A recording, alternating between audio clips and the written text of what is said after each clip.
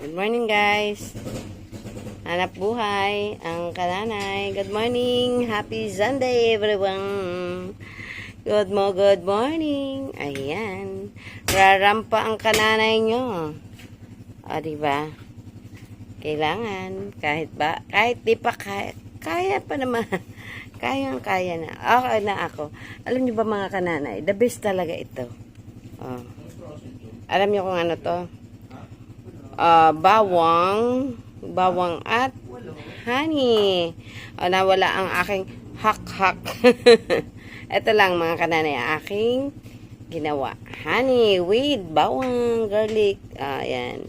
Pag may ubo, go. Bye. Good morning. Guys, nakabili ako ng lechon. Ayan.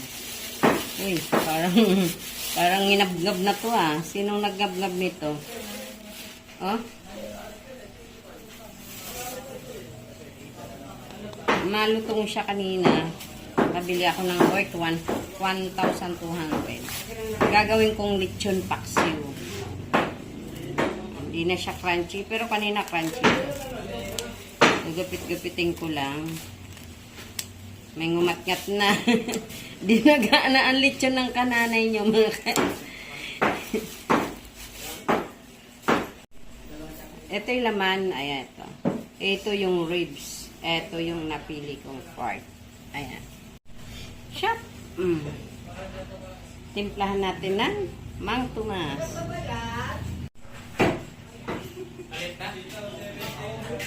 Escabeche, ulam ni Mister. Ayan, hindi siya pwede ng lechon paksiw. Kaya nag-escabeche ako ng lapu-lapu. At nagpansit ako.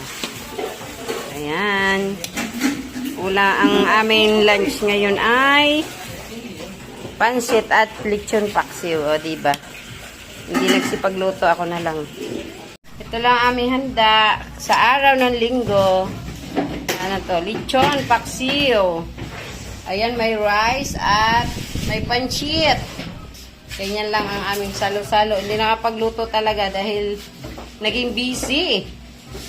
Ito yung escabeche ni Mister. Ayan. Yan lang aming pagsasalo-saloan. Si Mister kasi hindi pwede nitong itong paksiw lechon. Escabeche sa kanya.